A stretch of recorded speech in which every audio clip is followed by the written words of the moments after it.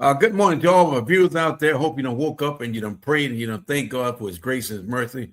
Welcome to today's episode. This is not a light conversation, and honestly, it shouldn't be. This conversation here is going to touch a lot of people. We're living in a time where relationships are collapsing at the rate we have never seen it before. We talk about a relationship or with a marriage or whatever. When you're in a relationship, it is more dangerous today than ever been before. And peoples are hurting, families are breaking apart for whatever, and the emotional fallout is real. And I'm Clayton Arline, and join me with my co-host Sheila, and someone who understands the emotional and the spiritual background and understand community impact of these breakdowns. Sheila, I want to thank you for being here on this important conversation. Thank you, Clayton. It's my pleasure. This topic is very heavy to me, but it's necessary because it's too many people suffering in silence, and too many relationships are ending, not because their love has disappeared, but because something deeper was never addressed. And we're talking about women, how the women end up in abusive relationships, and why it's important that they try to leave. When they try to leave, it's often the most dangerous time. Mm-hmm. It to me, it isn't a relationship issue, it's a public health crisis. I Because we're totally hearing agree. about it every day. Mm-hmm. In the United States only, 47% of women have experienced physical violence. 47%. That's the lowest number. Physical violence, sexual violence, or stalking by a partner Mm-hmm. at some point in their lives. And more than half of those women were murdered Wow. in this country. They're killed by somebody that they're in a relationship with now, or they were in a former relationship. Mm-hmm.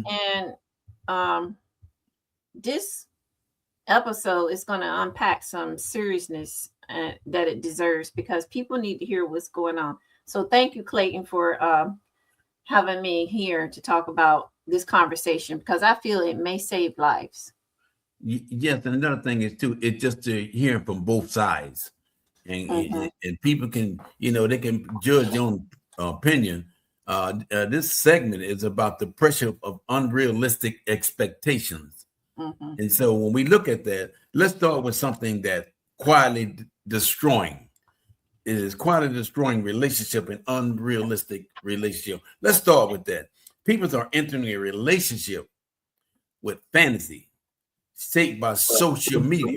I mean, they look at TV and they fantasize about what they want to be. And when social media moves and compassion culture, they show all this stuff in order for you to feel as if that is you.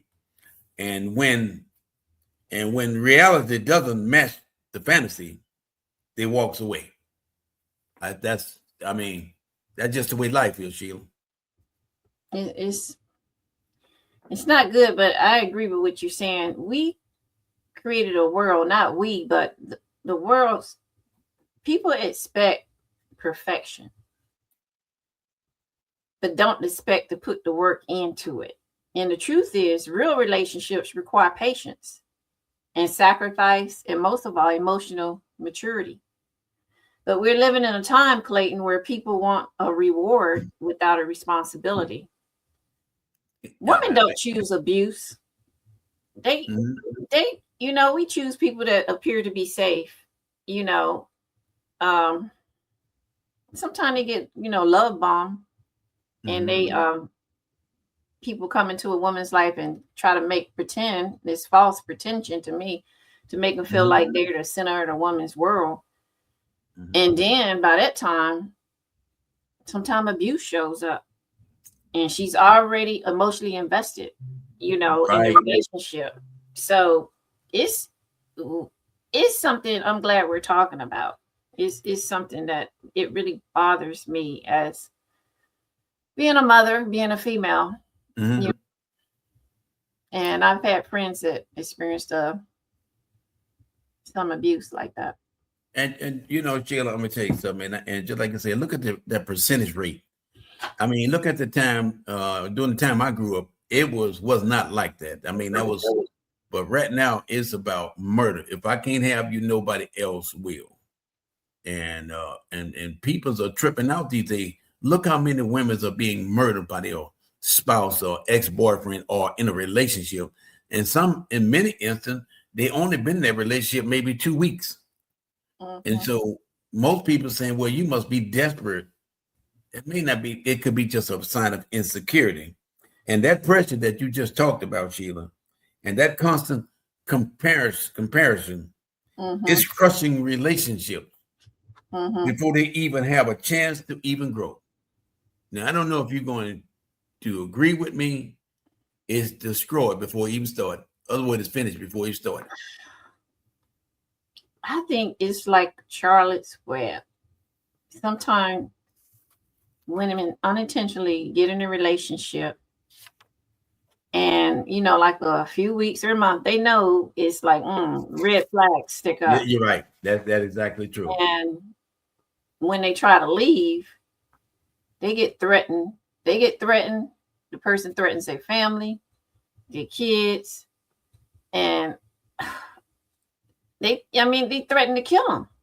And the data shows, Clayton, that about 75% of fatal domestic violence victims are women. And nearly 75%, and nearly 4 women are murdered every day by their partners, people they know. And women stay, the facts are women stay because they fear retaliation. You're right. They got children to protect. They lack the financial resources, so they dependent on somebody. They isolate themselves sometimes from their family because they don't want to tell them what's going on. And is it because they're trying to protect their kids and their family? Is it because of the fear they live under? Wow. Wow. And you say 75%? The data shows around 75% of fatal domestic violence victims are women. Man, it's just 4 women murdered every single day. Sheila, I gotta be honest. As I got older, I started thinking about my mother, my sisters, my nieces, my grand. I mean, I'm looking at with the way these men are programmed, depends on the environment. And when I look at them, I look at other people's, the daughters, innocent. They're trying to find their way in this world, but at the same time, they're going by the wrong way. They want love in the wrong places. So when you go out there, get in a relationship, just like you say, look for those red flags. And and peoples, I just need you to understand this, and whether you want to accept it or not. Unhealed peoples cannot build a healthy relationship. And my reason for saying that, Sheila, is I want to go a little bit deeper here. I want to take it a little bit deeper because I think one of the biggest root causes of relationship fail is unhealed trauma. That's what I believe. I believe you're right, Clayton, but when are we going to get help for our unhealed traumas that we carry from childhood into a generational adulthood? Well, we have to try to build. I mean, we got to swallow our pride.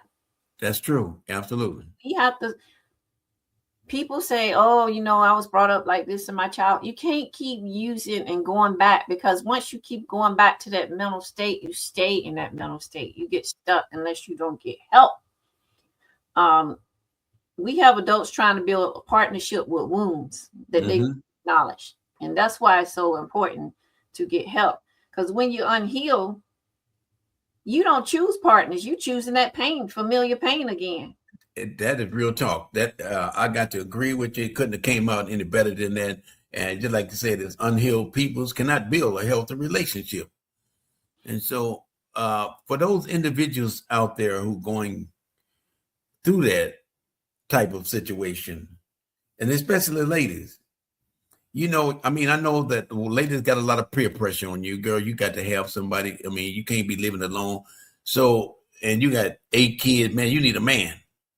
You don't need a man. You just need God in your life. You need someone that's going to inspire you, not someone going to knock you down. You want somebody to pick you up. But in these unhealthy relationships, it's hard for someone to pick you up when they are not picked up. Mm-hmm. They down, they're going to pull you down eventually. And I'm talking about, I mean, Sheila, the hard truth is, it is, but it is real. Yeah. And the way I kind of, you know, people are repeating the cycle. They don't even recognize it, but they keep, and, you know, sometimes love is blind. You know, I mean, I'm not trying to come at, they are reacting and not relating. But let's talk about the cycle. Let's talk about the cycle, Clayton. Mm-hmm. Okay. Experts describe 3 phases mm-hmm. of the cycle. The honeymoon phase is 1.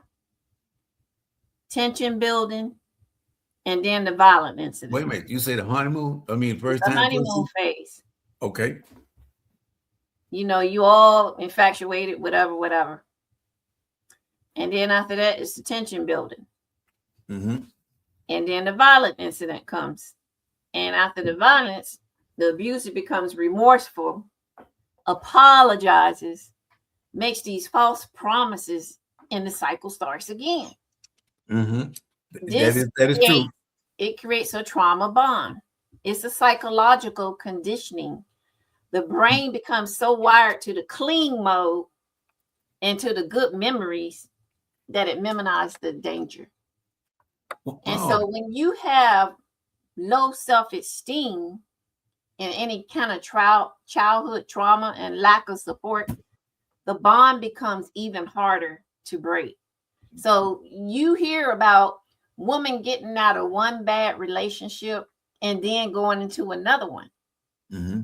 Because that's all they've learned. They're conditioned to do that. If they don't get help, they're going to keep repeating that same cycle. And sometimes their kids repeat it.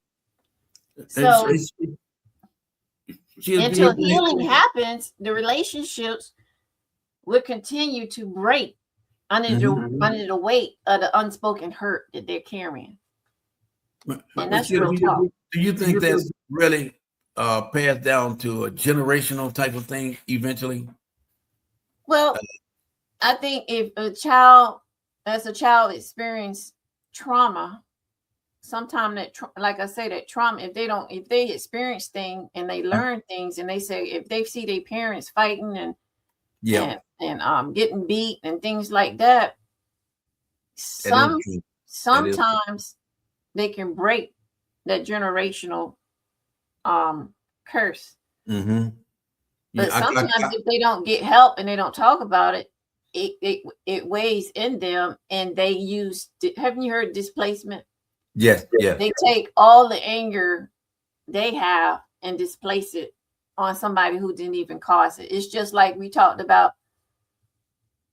Why did this person cut you, but you're making this person bleed? Mm-hmm. Yeah, I understand that. You couldn't have came out in a better way of saying it, and I'm glad that you expand or elaborate on it. You know, just hearing it from a woman perspective, you know, I can appreciate it more because it's about real talk that I can justify. I can relate to why these type of relationship exists. Why do people stays in the relationship? Just like that word, fear. And it's in addition to the CDC identifies several risk factors that increase the likelihood of experiencing intimate partner violence, and it's low self-esteem, economic stress. You experience it as a history of childhood abuse, substance abuse. Partners, you end up with partners who are jealous, possessive, or controlling. And communities with, you know, you live in a high poverty area and you got low social support. So we just need to be honest. Women in financially unstable situations are significantly at a higher risk. That is absolutely true. And so when they see, you know, they've been alone, they got the peer pressure and hear this slick talker come on and say anything to. Well, I got to think about taking care of my kids. I can't pay my house bill. I need a provider. Some of them look like that. And let me ask you something.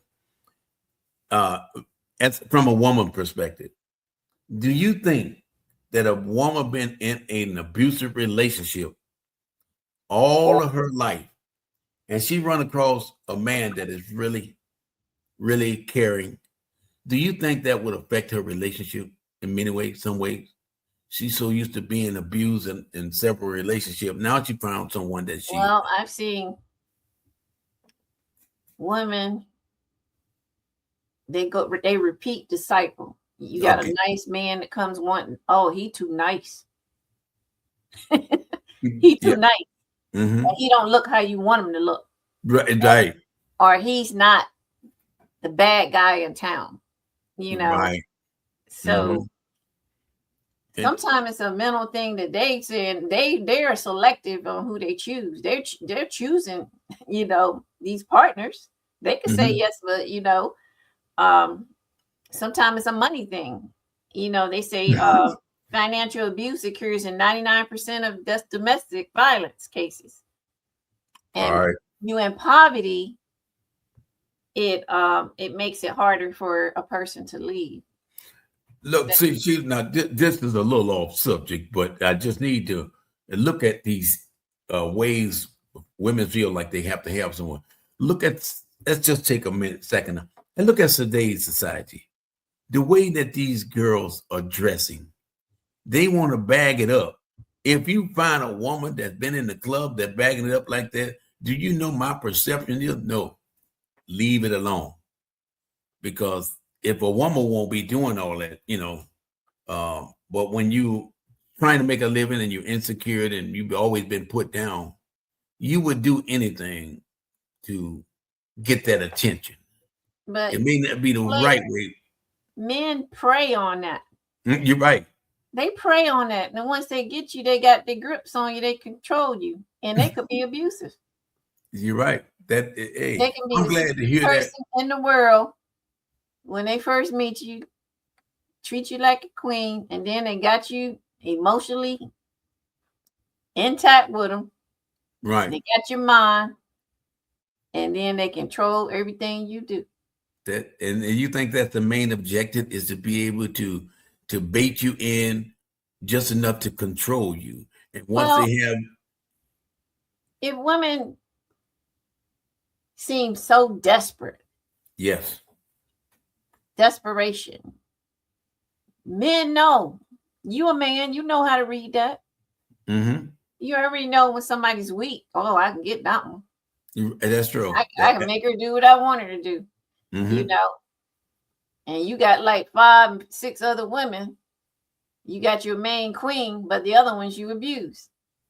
Yeah, all right. Now, look. Now, when we talk, there is a loss of communication and conflict skills. Another serious issue, Sheila, and I don't know, people don't know how to communicate anymore. They don't know how to communicate anymore. And that is a cause and the effect as to maybe why things are happening the way they are. And so they don't know how to disagree without destroying each other. How do you feel? Would you agree with me now on that one or no? I truly agree with that because conflict is not the enemy. Disrespect is. Disrespect. You can disagree with somebody and know how to communicate. We you know, people say, "Oh, my marriage is perfect." You know, it ain't perfect. Everybody's marriage ain't perfect. You ain't gonna always agree with your partner. That's true. Spouse. So you have to know how to disagree to agree or come up to some mutual understanding on how you're going to get through it. And communication is the key. You can't just be silent and shut down. That causes an avoidance. That causes your marriage to suffer. I think communication is key to learning how to deal with conflict skills. Everybody don't like conflict. Some people say, "No, I'm not even talking about that," and then they walk away. They leave the house or whatever. You still have not resolved your problem. What is the root cause? when you got a problem, guess what you need? A solution. Absolutely. And if you're not willing to talk about it, how are you ever going to get to where you need to be? People are ending relationships over misunderstandings that could have been resolved with just one honest conversation. Look, Sheila, I cannot disagree with you. So you saying we can agree and also be disagreeable? Conflict resolution. Okay, that's the key. Everybody, I'm not going to agree with my family all the time, what my kids do all the time. Okay, and the first thing we do, okay, let's talk about this because you may be thinking something different than I'm thinking, and I'm way off of misunderstanding what you're saying. It's misunderstanding that ends relationships. So when you don't talk about that misunderstanding, it could be something you say, oh, I didn't know that. You know what I used to do? Yeah. And this is what I used to do with troops when they clash with each other, personality problems, when you see them not getting along on a job. You know what I used to do? I said, okay, I'm tired of this. I said, you're going to report and you're going to report. And I'm going to put both of them in a room and I'm going to just sit there and facilitate. I said, okay, after we close this door, y'all going to get out whatever you need to get out. And I facilitate. You go first. What is your issue? You go next. Wait for this person to talk. You listen. You wait for this person to talk. In the middle, I said, okay, sounds like a misunderstanding. So what we're going to do to resolve this issue, because once we leave this room, it will not happen again. You are not wasting 90% of my time listening to y'all arguing each other, because I will not accept it. So sometimes and I found out it was like, oh, I didn't know that. I thought, well, why did you talk about it?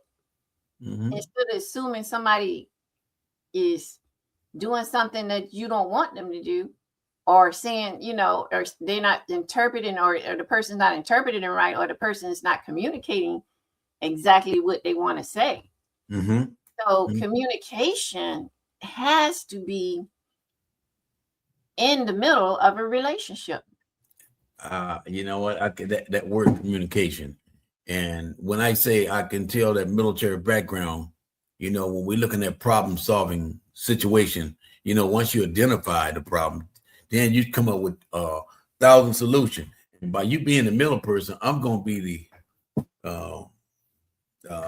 the interpreter. I'm getting between both of them. Yeah. I'm gonna hear both sides of the situation. I'm not going to take both sides, but I'm going to give you my opinion based on what I've heard.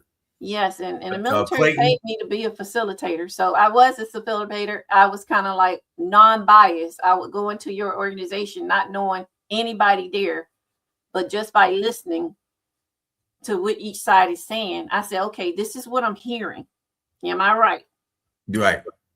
So sometimes you don't have that. That's why people go to counselors. So, and some people, mainly men, they want to make the marriage work. I ain't going to no counselor. They can't tell me nothing about my household. They don't pay no bills around here. You're right. Hey. Have you heard that before? Yeah, that's real talk. That is real talk. But the purpose of it is to get you to open up and get the other person to open up with a facilitator listening. And Sheila, you brought up something just then, and I want the public, all our viewers, to understand that word communication. And once they identify what does, a lot of people may know communication mean. It means changes of information. You got your source and your sender, and you have your feed, and then you got your feedback. So if me and you are talking about an issue, first of all, we got to hear both sides of it. But what if those individuals out there, their head is like a coconut, is hard and round. They don't want to hear nothing you got to say. Like a lot of men, don't tell me what I need to do. Do you understand that? You say, look, I'm just telling you something. A lot of men are pig-headed. Because they feel like they're being attacked. Right. That is true. You heard that saying, the truth hurts. Yep, it does. And some people block it. I mean, it goes for women too. You know, some people block it. I don't want to hear that. You're And right. some people don't want to take accountability because it feels like, I say, it feels like an attack on them. You're They right. were never taught how to repair conflict or use conflict. You know, some people don't like to get in arguments because they don't know how to communicate when there's a difference of opinion or something, and they Right. just Right. avoid it. And that's why I'm saying it's a lot of misunderstanding that cause relationships to fail. Mm-hmm. And then it's like when you divorce, you be like, I didn't know that. Right. Right. You know, you hear it afterwards. A relationship ends. Well, if I would have known that, I would have did this or said something, but I didn't Well, ever know that. well, sometimes, Sheila, when people get in a relationship that they all love it, double it, and the men would probably say, "Look, girl, I will walk in front of a train to protect you, girl." And they And you lying. say, "Oh, that is so lovely," but when the marriage go wrong, and then he wish he was the train. So, so I'm just letting you know, people with that lack of communication, it goes from good to bad. Right. And then it get worse. And let's Right. talk about the loneliness crisis that men deal with. I Mm. mean, let's talk about the loneliness. That is something that when you don't have good communication and you feel nobody loves you, that's when that loneliness set in. Because even in Mhm. the world full of connection, peoples are more isolated than now than ever before. And I don't know if you notice it, Sheila, people are lonely. But you know what happens? Mm. Loneliness silently kills a relationship. It kills a relationship. Yeah. Mhm. It's one of the silent killers of relationships, being lonely. Because you isolate yourself, you don't never talk about nothing. That's true. You clinging to the wrong person? Okay, You you're know, right. No, that's real talk. it makes you tolerate a behavior that they should never accept. And people stay in some situations because they're afraid of being alone. Yeah. And it's worse than the pain of being mistreated. It's crazy how this is right here. I mean, it's facts. Like, people Mhm. are, well, I don't want to be by myself. I just need to be with somebody. And Mhm. they accept emotional immaturity. They accept um, verbal abuse. They accept Right. physical abuse because they don't want to be by themselves. Gee, let me Um, ask you. Let me ask you. Who you think more lonely today, men's or women? I don't know. If I had to put my personal opinion, I would think women's are more lonely than men's. Why Uh, would you say that? And the reason why I say that is because a lot of time women's, I'm just looking from the outside, are left with a lot of burden. Mm-hmm. And a lot of times they are not financially stable. They might have 3 or 4 kids and they get lonely sometimes. And from the peer pressure, hey, girl, look, you need to go out there and find you a man that's going to take care of you.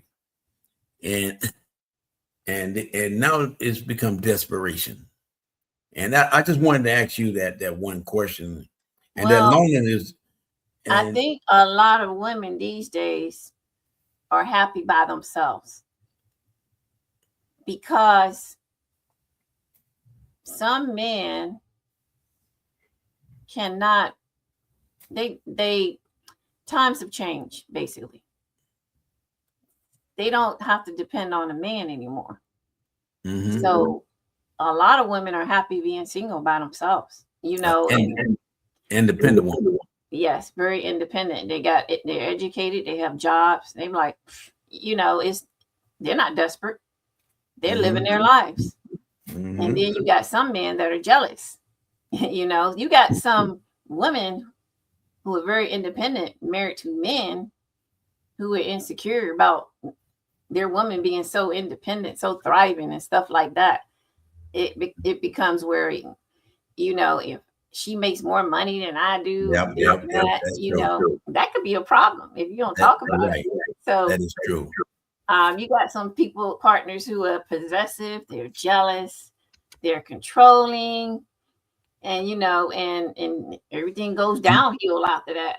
So, and most of the time, right when it says, some women, oh, I want a man with this money. He got this. Look at this car, this and that. So if some of them are financially unstable and look like they're desperate, they're at higher risk of being abused. But there's a lot of people out there, Sheila, want to bring money. They want to take away, but they don't want to bring anything into it. So an independent woman, like I say, she don't need no man to take care of. But when she can find a gold digger, you don't have a job. Every time I look up, you don't want to go out nowhere. You don't want to pay for it. You don't have no money.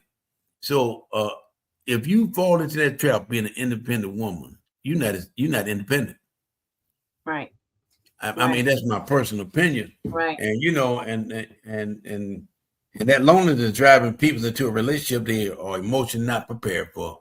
Right. And I think you just expanded on that. And I'm glad to hear perspective from both sides. They said financial abuse, like I said before, it occurs in 99% of domestic violence cases. Well, that probably makes it harder for women to leave safely.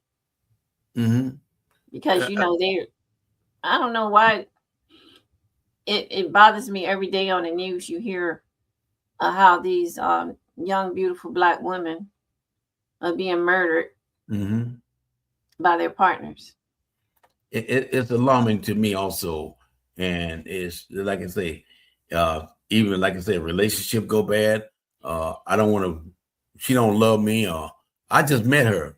But then again, my jealous, like I say, you better pick up on those red signs. I have the facts on the signs. It says more than half of females' intimate partner homicide victims are killed at home, often during or shortly after separation attempts. Many times they got warning signs. 20% of the suspects had a known history of abusing a victim. 14% had prior contact with the law, been in jail. 66% involved firearms, like my girlfriend,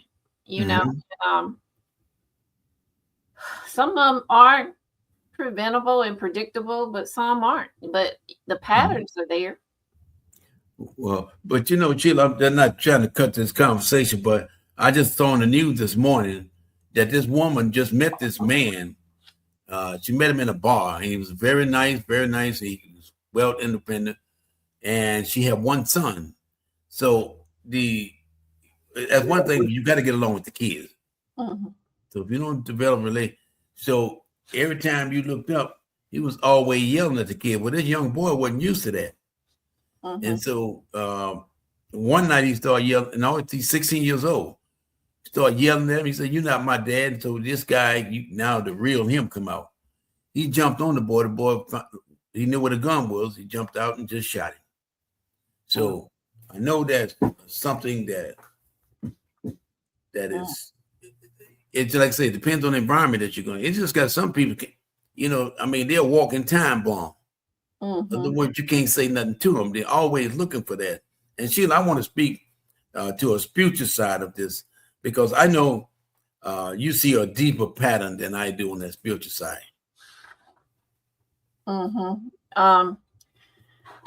Clayton, the relationships fail when the foundation is unstable. And I'm not talking about really religion. I'm talking about identity, your purpose, and your values. If you don't know who you are, you would lose yourself in someone else. You would lose your identity. you hear about reclaim your identity. Honey, girls talk like, what's wrong with you? That ain't like you. What you doing with him? Right. That's true. He ain't good for you. And my girlfriends told me, but I'm not listening to him. And the guy's like, why you going out with your girlfriends? Why you listening to them? You know, that's that control coming in. Yep, that's true. A lot of people deserve more, but some are willing to accept anything, and that's not good. Right. And your emotions sometimes take over, you know. Oh, he's fine, he's this and that and all that, but you're not looking at the rest of the package. You're right. Sometimes we tend to look at the wrong things. Sometimes we just look on the outside. Right. Outside. And you judge a person by the outside, how they look, you how know, they carry themselves. You know, I just you said something that is very interesting. A relationship fails when the foundation is unstable, and that kind of relate me back to some Bible reading versus a man that built his house on a hill with nothing but sand, and a house that built on a solid ground. The one that built on the sand, eventually when the rain comes, that foundation become unstable. And so when I look at what you said, a relationship fails when the foundation is unstable. That is true. That's in any relationship. When it's unstable, something gonna fall apart. And so I didn't want to intervene with you. I think that is very powerful. It's very powerful, Sheila, what you just said, and I can that inspired me. And so I'm glad it did, because today, you know, times have changed. You know, women used to stay at home and be, you know, take care of the house, and we expected, you know, to cook, clean. You know, they still expected to do that, but more or less the male was the, you know, the leader, the head of the house, the provider, and things like that. Yeah. But I still believe today that healthy relationships require two people as one, as whole, you know. It can't be two broken people. It can't be one broken, one not the broken. Yeah, you're you right. have shared responsibilities. Like when I work, you know, I have a spouse, take care of the kids. If I'm working late, cook, working, I clean. You know, it's a relationship. It's a partnership. It's not, oh, you work all 12 hours, you still got to come home and cook a dinner for a guy that's been sitting on his butt for 8 hours. Right. Why? Right. Well, I'm gonna tell you something, boys. These boys, y'all might get mad at me, but I'm gonna say it. My mom said, if you get mad, scratch your, you know, that back part and get glad. But my thing is to you, if we had to do the stuff what a woman do for the household to clean, we couldn't handle it. You taking care of the kids, you got to make sure that they get bathed, you got to make sure they get fed, you got to make the clothes washed, the dishes. You got a bigger responsibility. That little 8 hours, okay, you're gonna go out and make some money, but let's compare. When the kids get sick at night, let's compare when they get hungry, when they got to go to the doctor. A woman got a big responsibility raising kids. And if you, as a man, don't understand that, well, look, reflect back on your mother, depends on how you were raised. Raised with 12 kids is one thing that I can tell you. She taught us morals and values. And that's all you can expect when you're talking about how you grew up, the environment that you grew up in. You know, I mean, the problem is, Clayton, is people still think woman got to carry all the load by herself. Women are working just as hard as men these days. That's Back true. then, women didn't work a lot. You know, if they were teachers, nurses, in the military and stuff like that, secretarial roles, only thing they could do, you know that. Yeah, right. So now we're doing a lot more. You know, some of us are being the mother and the father. That is absolutely true. And some of them are the mother and the father, and you go home, they got a dude just sitting around playing games, doing nothing all day. So that's another subject. But I want to ask you this one question. It's your personal opinion, but I know that you're a very independent woman. you go somewhere and you meet this guy. Now you independent. He's dressed up real nice. He don't have a car, and he live with his mother. And would you let him borrow your car because you love him? No. First night. Get your own darn car. Get your own job. Get your own house. There you go. It's a difference if you're taking care of your sick mother, Right. or you had to leave a job to come home to care for your mother. I respect that. But if you just out there trying to all the glitter and gold and think somebody gonna talk to you and you ain't got a pot to piss in, I ain't gonna take you home. Hey, look, I am with you. I heard that years ago. This boy can't pay the down payment on a penny sucker, but he wants to control stuff. You ain't got a pot to Everything piss does in. not go. You let me thank you something. My mother used to always use analysis. What used to having a nice car and the engine is blowed up? You can't drive it. These men is walking around here looking for a free gift. And again, Well, they wear the same old suit. okay. Look, you can talk about it. There you go again. Okay, but you're right.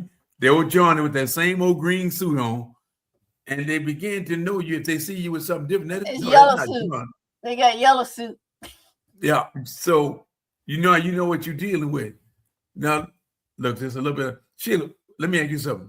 What would you think if you came down south and it's the 4th of July and you got all these men walk around here with these color suit on, all yellow hat, and it's hot as hell out there? What would you think? Okay, all right. Without responding, I got you. I already know what you're First thinking. of all, they want attention. Right. And they got sweat rolling off of them like they're rolling down the fall. And trying to be cool. Got the old Jerry curls. Look, girl. Look, I don't need you to talk about these guys from down south. Talk about the one up there in Delaware. Please. I'm not going to. I'd be like, oh my God, right. what happened? Jerry curl, yellow suit or plum red suit on. And trying to rap. Yeah. And then you said, damn, boy, you're going to burn up in that damn suit, ain't you, boy? All right. I said, right. But look, let's do some type of reflection, Sheila. Can I before we talk close about in the community? So, but before we close, here's some reflection that we're going to talk about this week. And for me, help. What do you learn about this conversation today, and how can it help you, or how can you share this with other people that may help them? And so, to me, help people that won't harm them. That's the key. So, what do you think, Sheila? I think we really need to know everything about the person that we get in a relationship with. And if you carry any trauma or need healing, you don't need to be in a relationship. You need to get yourself right before you do anything, because if you're not right, that relationship's not going to be right. That's real talk. That I mean, you couldn't have pointed it out in a better time. And until you can confront the issue, it's going to always be there. Right. And Black people have been through so much. It's a lot that they carry with them, the weight on them, without internalizing, without communicating about it. And I think today, and this is off subject, but it ties in with it. Today, a lot of people don't know how to communicate. We're more into a social media world with the young people that they can't even talk to each other. They can't talk about their disagreements. They're quick to go to violence instead of talking about it. Back then, we used to fist fight. Yeah. You put this stick on top of your shoulder, first one knock it off. That's when the fight. at least we talked about what we didn't like. That's true. You That's know. true. But And Sheila, let me tell you what happened. I don't know if you heard about it. This young boy, 16 years old, walked into Burger King, and he ordered a burger. So they fixed the burger for him. He walked out and came back and said, "Fix me another burger because I don't want this one, and you're gonna fix me one now." And they tried to talk to him. What he did, he pulled out a gun and shot him and shot the woman in the head. But again, these are subjects that we need to continue to talk about. Just because I believe serious, Sheila, this is a serious conversation. It is only it's the beginning. And when we continue to talk about these things, we can save lives. Because some people don't know what's right and what's wrong. In our next episode, we're going to address a painful and an urgent question. The question is, how do women end up in abusive relationship, and why is leaving is so dangerous? I just want to make a point. God is not the author of confusion, fear, or violence. All women deserve safety. They deserve dignity and deserve life. I totally agree. Awareness is always the first step towards safety. You have to make sure that you are and your children are out of harm's ways. So I hope that this conversation that we're talking about will save a life, save lives. And that's what we all about. We're talking about, we talk real talk, but we talk about real healing, how you can overcome some of those barriers that have been holding you down. And so we want you all to be able to write to us, hit the notification button. And please, if you want to us to discuss a certain topic or subject, that's what we're here. We are here. We advocate for those who are unable to speak for themselves. And Sheila, I'm going to say it. It's been quite an honor. It's a pleasure, well as a privilege, for you and I to come up with some subject that is so many issues out there, especially in the minority community. And this is where you and I will be a voice for those who are unable to speak for themselves. It's about saving lives, Sheila. And I think, and it's quite an honor to be part of this host, because with your background and your experiences throughout the military, this is what it's going to take in order for us to be awakened in our local community. I agree. And if this episode stirred something in anybody, don't ignore it. Your safety matters. Your life matters. Okay, I'm going to say this to all of our viewers and our audience. Please think about it. We don't want you to hear what we're saying. We want you to listen to the words being spoken. And I think that if you listen, you're going to find out this is all about real talk. So we want you to share it, hit the notification button, dislike, because we are going to be a powerful force for the minority neighborhood. So all you got to do is have an open mind and be willing. You can be part of this show, or you can be part of the community. It's about sharing and caring. Until next time, may God bless you. May God keep you. But there's two things that I want you to remember. If you don't remember anything in your life, God is first.